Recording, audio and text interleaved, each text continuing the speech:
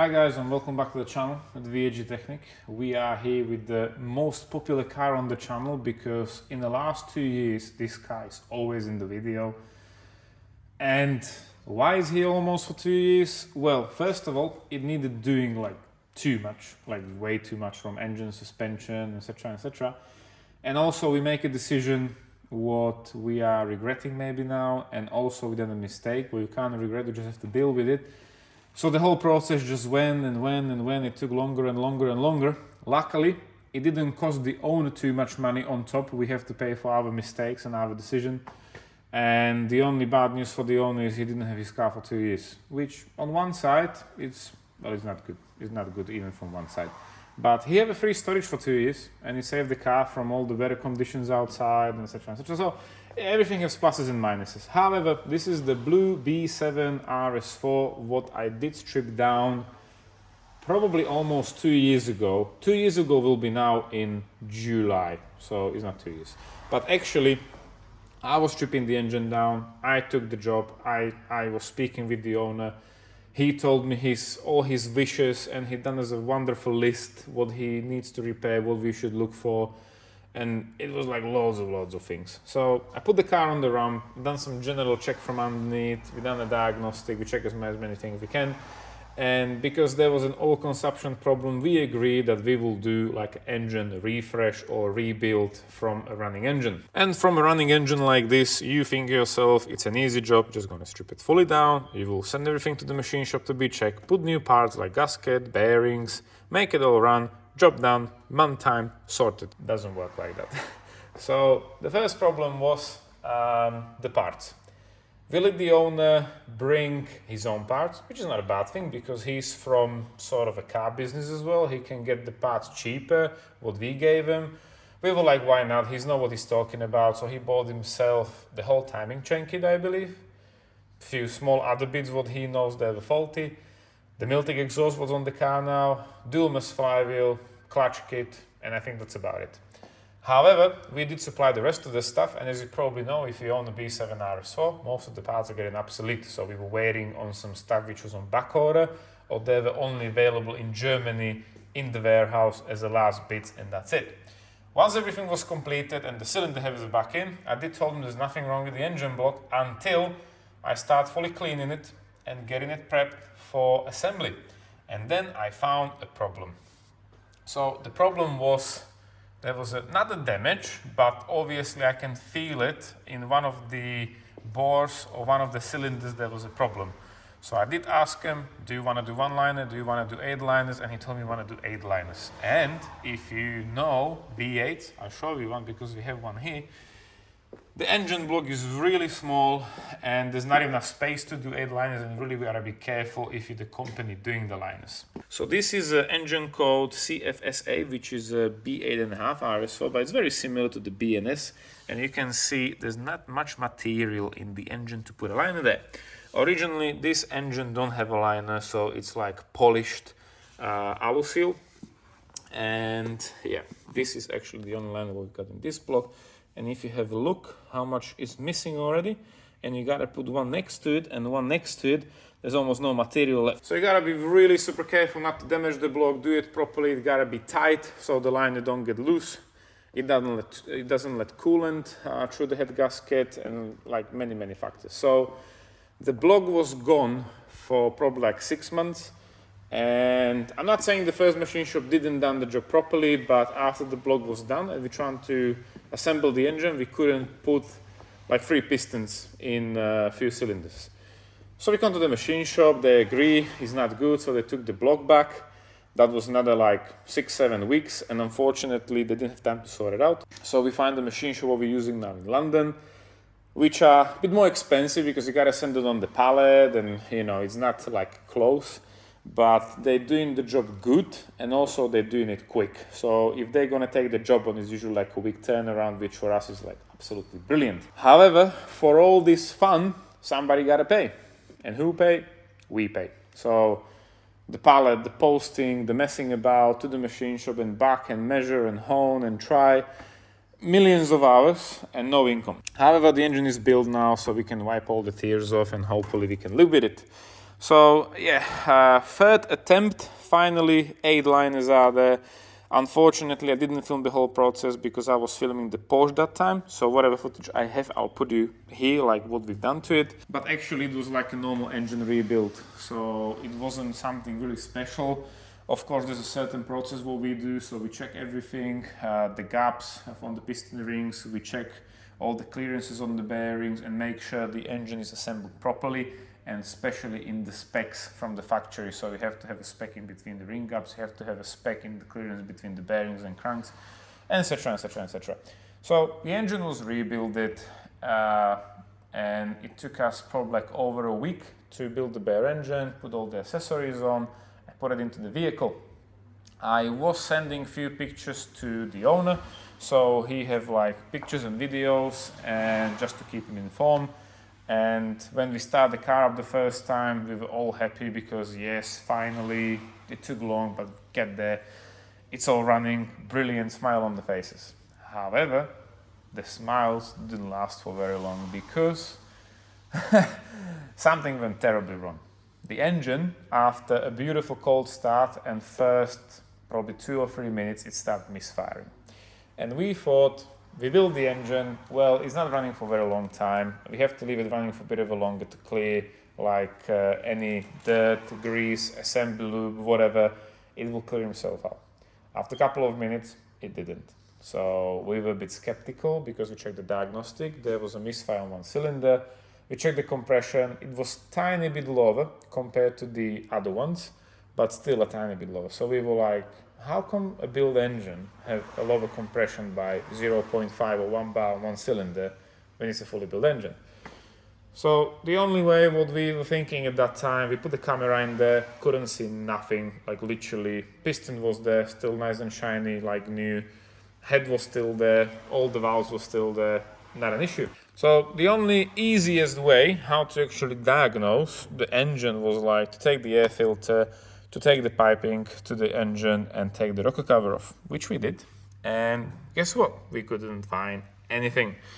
So we done a visual inspection on the cylinder head after we took the rocker cover off, and there was nothing we could see because, you know, you can see the camshaft, you can see the hydraulic lifters, rocker arms, and everything seems to be where it should be. Then, I don't know, we were messing with the camera or something, and if you know this cylinder head, you see this cut. So because of the high pressure fuel pump, you can't actually see through the camshaft carrier on the top one of the rocker arms and the profile of the cam. So basically you have a profile here for the barrel, which is a bearing for the high pressure fuel pump, and then you have rocker arm here and rocker arm here and the profile for the inlet valves. So underneath there we couldn't really see. And then we were just messing about, I think we put the camera there or something, and you see one of the rocker arm, like not in normal position, but it was like 90-degree turn, and it was sitting on the hydraulic lifter by 90 degree off, and we were like, that's not normal, that's like, something happened. I believe option number 1, the rocker arm was maybe faulty, but 90% I'm saying when we were assembling the engine and you're putting the camshaft carrier with the tool and with the cams onto the cylinder head, I personally think we did knock the rocker arm a bit from its position, and when we actually tied the whole sprocket and everything onto the cylinder head, it wasn't exactly in the middle, it was probably under angle a bit, and when we start the engine it lasts for the few turns in the spot and then it just somehow fell off from the position. So, problem. What are we gonna do now? Well, first of all, I contact the owner, told him straight away, I'm very sorry, we messed up and we have to make it right. So again, unfortunately, for our free time and new cam and new rocker arms, we took the engine out again. And it wasn't that bad, like the engine work to take it out. It is definitely piss taking, it's taking longer. We had bookings outside, so everything was delayed, but luckily there was no internal damage, so no piston damage, no valve damage, no nothing. So happy days, it was just the top end. So all that was sorted, we put the engine back in, fire up, no issues, run spotless, brilliant, happy days. So after the engine was done, we had to move to the suspension work because if you remember, and if you don't remember, I'll put you a video from the first videos how I found the car where I put it on the ramp the first time. Okay guys, so the RS4 is on the ramp and look what I found. No more DRC, unfortunately. There's a normal shock absorber, CRS performance, and somebody done a really quick removal. There's no way coming back when you're gonna chop off all the pipings and stuff. Well, there is a bit of oil, as you can probably tell, and there is a bit of a dodgy repair, as you can probably tell. There's a silicone. As soon as I move the hose in the block, you can see how the oil is squirting outside. So I think we will need the most expensive O-rings in Europe. I think they're like 70 pounds.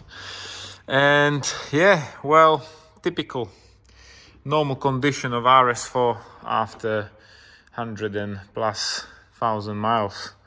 I'm not surprised. I am not surprised.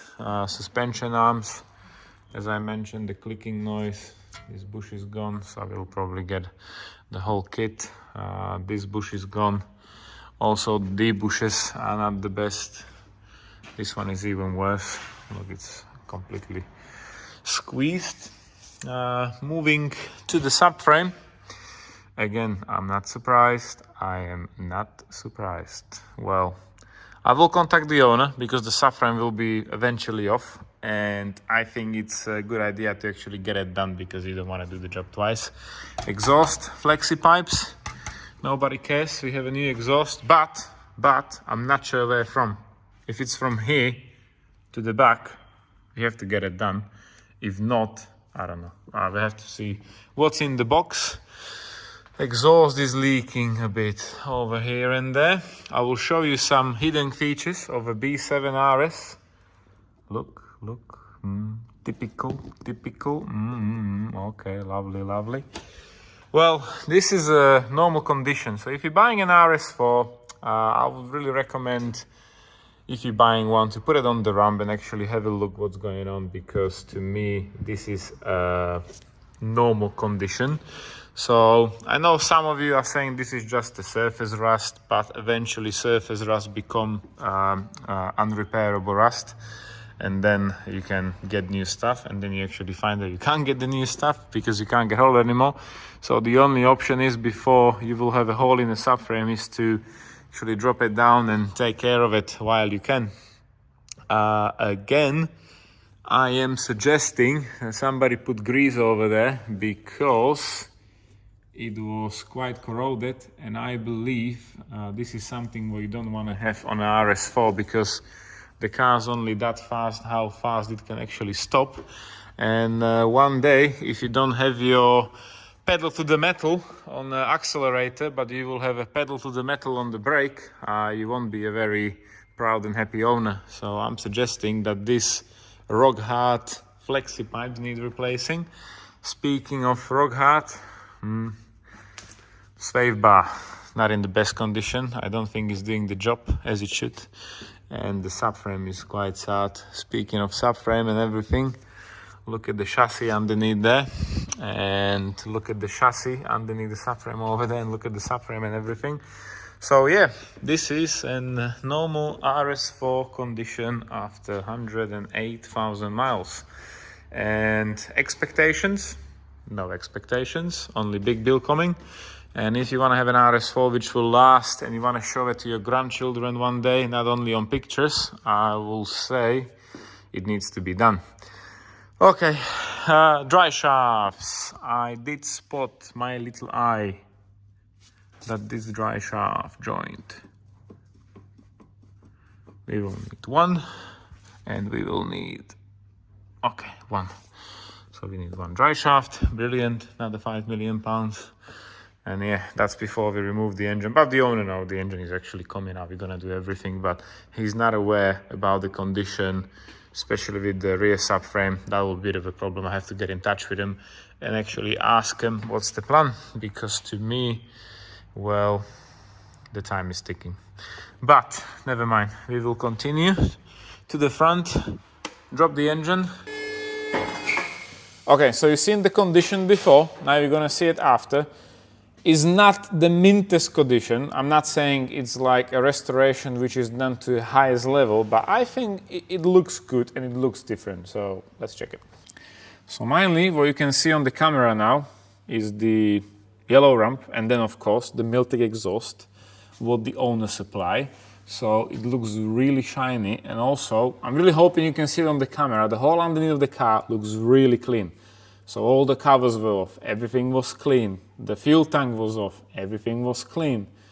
The whole rear suspension with the subframe was actually dismounted with the brakes, with the brake hoses, with the brake pipes and everything is done. So the rear subframe is powder coated with new Powerflex bushing was inserted over there.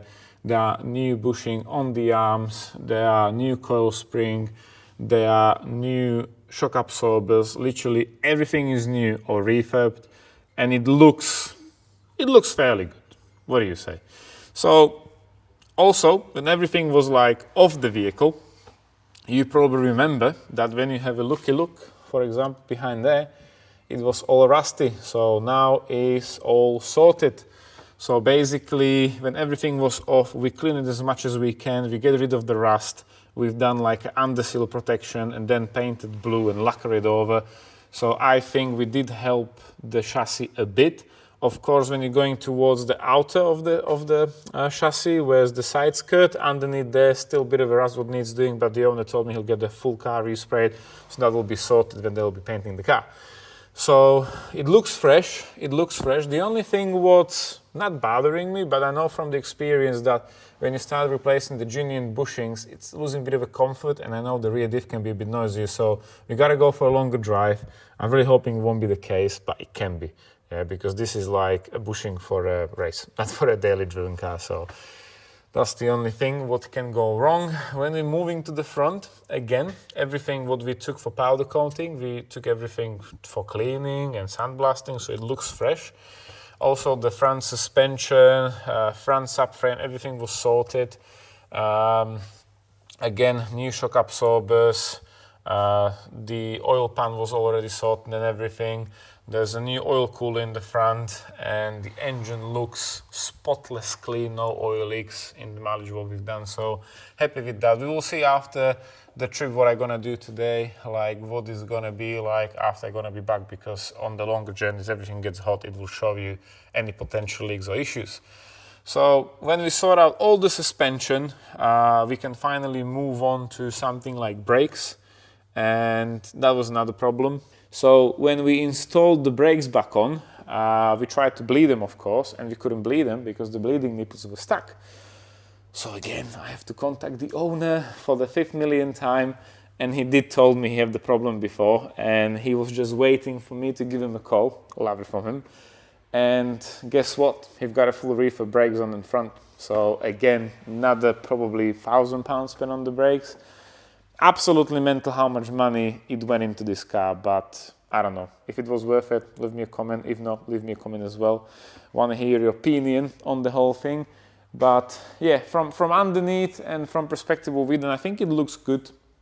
Of course, it was like too many hours, and we didn't charge the customer the realistic time what we spend on it, because you probably know, just to drop the rear subframe, press all the bushing out, send everything for powder coating, put it back on, you know how many hours it is. So I'm gonna tell you the price on the end of the video, and you're probably gonna be shocked. But yeah, I think from underneath is one of the cleaner ones in the UK. So I think he can call this pride and joy now. I'm really hoping the miles what we're gonna do will be just smooth, nothing will go wrong, and the owner can come down and collect the vehicle.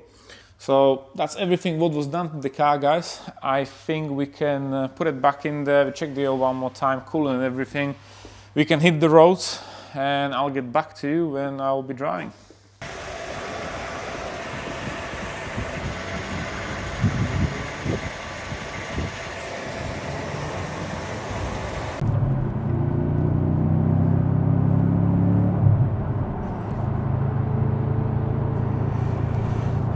Okay guys, so we are in the blue RS4 after probably almost 2 years, I believe.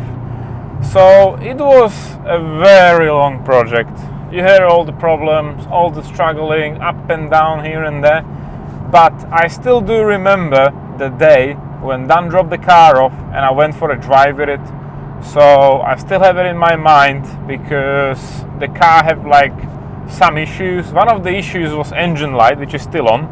So unfortunately it will need mapping because, like I mentioned, the flaps are removed and it's showing on one of the ECUs, it's like stuck open. So that will need mapping out. Of course, other problems, like we didn't done many things, and I must say the rear differential, I have to speak with Dan, see what he say, but especially when you're like moving or you're going from reverse to first gear, it's bit of it have a play in the shafts. So I have to check it on the ramp and see what's going on with it. But I personally think option number 1, rebuild, which I don't really trust no one with this. Option number 2, he will need to get a second-hand differential in better condition. See what will be the options. Also, mechanical wise, it passed the MOT, of course, because I think it's in really good condition, like mechanical wise.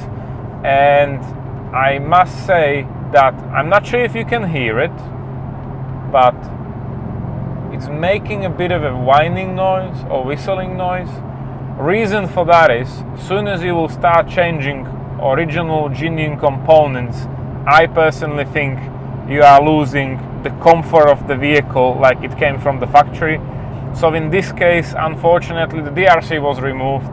I know it's very expensive to maintain it and keep it alive and this and that, but the car lost a bit of a characteristic without the DRC. Second of all, the exhaust. I think the exhaust on this car looks absolutely amazing with the rear tips, there's no doubt about. Also, on the motorway, I can't really complain about some noise, drone or anything, so it's probably fine. When you're doing like smaller speeds in the traffic, you can like hear a bit of a droning and raspy, but it's a probably matter of opinion. Yeah, I would probably keep it stock, but Dan wants to have the Miltech, so you have the Miltech. However, the worst thing what happened, and also what happened on S4, the green one, what Uri own, the B5, we basically done the whole rear suspension with bushings, and everything was actually done, powder coated, new wheel bearings, etc, etc. The problem right now is the differential is mounted on the bushings which have like a metal pin inside there, and you have like big washers and stuff. So basically it's not actually the vibration and all the noise, it's not staying in the rubber bushing or the hydro mount, it's going a bit to the chassis. So that's the waning noise. Of course, right now I have the aircon on minimum, the radio is switched off, and if you really listen to it, you can hear it. But it's not something like too major. We do have people which will definitely notice the noise, and they will definitely tell us like, oh, there's something wrong with the rear diff and this and that. But unfortunately, it's the same effect like you're listening to the engine with a screwdriver or something, like for the noise, and the noise is going through the metal into the area really. So it's not the end of the world, but it's definitely a bit noisier than it was. When it comes to the bushing and everything, of course, it has some pluses and minuses. The main thing is the car is really solid. So right now I'm on the motorway in Mexico, and basically the car reacts on the steering very nicely. So I think, if Dan, let me know, Dan, you want to go for a race truck like an open pit lane, or would like to go, let me know, because this RS4 with the suspension right now feels really good to abuse it on the racetrack. So for a daily driven, like probably it's a bit stiff, well, especially when you're driving through town and stuff, but on a racetrack it can be actually a fun car. And especially you have a V8, you have a manual gearbox, and you have a really lovely bucket seats. So I do miss sort of these seats, the wing backs in my RS6 or the S3, especially on the racetrack, because it's not holding you when you're going through the corners. You really have to hold yourself in the seat a bit with your whole body. In this, you're just gonna sit nice comfortably, and the seat will do the job for you. So I think the car will be fine. Of course, we only done the first 100 miles right now, and when I'm gonna get back from the airport, I will put it on the RAM one more time and check it. We definitely have to do more miles. It's not only about the engine at this point, it's about everything. So we've done the first few miles in town, which is a bit of a pain with this car, but if something gonna go terribly wrong, it's much easier to recover the car locally than if you're just gonna go 300 miles straight somewhere and we might have an issue and, you know, pay the recovery fees and everything. So after the first 60 miles, I think we are quite comfortable after what we've seen, like on the ramp and stuff, that the car is in good condition. Nothing is leaking from it, which is the main thing. But of course, more miles we will do, it will get warmer and warmer and warmer. Everything will start working in operating temperature properly. The whole car moves a bit, shakes a bit, everything will sit down, and that will be the point where the engine or any other component will show us if it's faulty, leaking, or something's wrong with it. So we definitely want to give the car back to Dan, like, there you go sir, enjoy it, and just see in the next oil change, and we will see. So far I'm enjoying the car. The MPG is absolutely terrible, worse than my RS6. Currently we are doing 18 miles to the gallon, and we are literally doing 60-70 miles per hour. We did have a bit of a traffic in town, but I think it's just the natural aspirate engine consumption.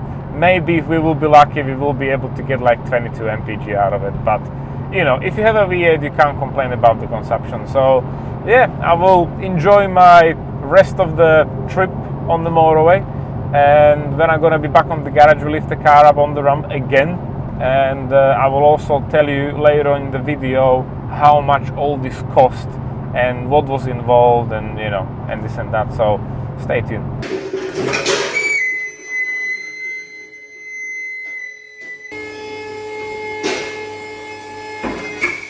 And here we are back from the airport. We've done over 200 miles, and we're just gonna do a visual check, what we think, what we found, and what we think. So from the back, don't see any leaks really, seems to be fine. This is the, can you hear it? This is the noise what I was talking about. So I think the diff just have like really big play. Oh well, we will contact the owner, see what he say. I mean, we can really get a second-hand one, of if he got someone, or you know someone who can literally refurb them, let me know. Because it's not really good to have a rear differential which is knocking, especially when you're leaving the traffic lights. From the front, mainly, very interesting. I don't see any oil leaks, which is the main thing. So that looks good. Happy with that. Suspension is in place. Look clean. No coolant leaks, no oil leaks. Seems to be fine. They was a bit worried about this hose, because when we started up the first time, it started to have like a wet spot around it. But I think it looks clean enough to me, so I don't think we'll have to do anything with that. So yeah, generally engine, gearbox, coolant oil looks good. The only main concern is the rear differential. So we have to contact the owner, see what he say while the car's here, if you want to put a tiny bit extra more money into it. And yeah. So that's how the car looks like from underneath. Pretty good for the first 200 and something miles. And now we're getting to the point when we will discuss like how much all this cost. So the owner of the vehicle brought himself like quite expensive parts, like the whole timing chain kit. He also bring us the clutch, dual misfire wheel, the Miltech, he brought that, I believe brakes and some other parts. So he did try to save up some money. He did manage to get it cheaper than we can, so we were like, yeah, why not? It's a big project, so if you want to supply the bits yourself, why not? And we did still have to do major stuff like the engine block, what I mentioned.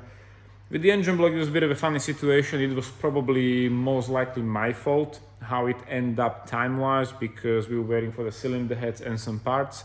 And when I was in the process of putting the engine back together, I did spot that one of the cylinders had like a damage, not on the liner, but in the cylinder, probably from piston slab or something. So I did ask the owner, like, what do you want to do? You want to do 1 liner, 8 liners? He decided to go for 8. And that's where all the time schedule went through the window, actually, because if you were waiting for the block for 6 months, then it came back, didn't fit, problems, we used another machine shop. So It was up and down, but yeah, the most expensive from the whole invoice was actually the engine block 8 liners. We didn't charge them for any additional work what we have to carry out because it was like unfinished job from the first machine shop. So unfortunately we're losing money on that, but that's just how things are. Luckily right now we have a machine shop which is really good. Price wise it's a bit of a more expensive, but they're getting the job done much quicker. So the turnarounds are much shorter, which is good for us and probably for customers as well, because who wants to have a car here for 2 years? Like, I know it's for free, like storage and stuff, but still. 2 years is a very long time not to have your car. So the engine block was 1800, 8 liners. Then of course 2 cylinders refurb, that was not the 1400, that was with the guides. I think intake valves are new as well, and with new springs for the valves. So next up we have conrod bearings, big end bearings, mine end bearings, front and rear crankshaft seal, intake manifold gaskets, oil cooler gaskets, loads of EGR O-ring gaskets, injector repair kit, rocker cover gaskets, front engine mount, quite expensive, there were 2 of them, and then water pump. Water pump is a bit of a problem on this, what I mentioned, but it is sortable. And then the second invoice is mostly for the suspension work on the rear. We did have to buy all the Powerflex bushings for it. We took it for powder coating, so it was like sandblasted, powder coating, get it protected. Brake hoses, front caliper refurb. We had a problem, what I mentioned, with the bleeder valve. The owner decided to get it fully refurbed from the same company what we had the RS6 calipers done. So they look good, especially they come with warranty and they are in working order. And of course, like silly things like a battery, ABS sensor, wheel bearings, so quite lots of things. So literally the whole bill, not counting the parts what the owner brought us, is 21,203 quid. So unfortunately the car is here for so long, it did lost a bit of a market value, because when he brought it down it was a cheap RS4. For the price what he bought it right now, it will be probably expensive RS4 or maybe a normal price what he paid for it. But yeah, if you always look backward, it's just too late, unfortunately. The car's done, it's all sorted. We'll do a bit of a more mileage. You still have to do one more oil change with filter afterwards. But the money what he spent for the car, plus what he put into the engine and suspension, there was an RS4 in Imola yellow from Japan with half of the miles for the same price what he's paying for the car and the repair. But it's too late, unfortunately, and on the end of the day it will be one of the cleaner one and everything is sorted. So I'm really hoping he will enjoy the vehicle on full. He will be driving it, taking care of it, doing the maintenance properly as well. And yeah, like I said, these engines are pretty much indestructible if you take care of them, and if you want to get a job done like this, is now or never, because the parts are getting obsolete and you just can't buy them. So yeah, you have to make a decision quickly. So that's all for the videos, guys. Thank you for watching. We will see you in the next one. We are going away for a bit of a time, so I'll try to do some filming abroad, what we do. And yeah, try to keep the video posted. So thank you for watching and take care.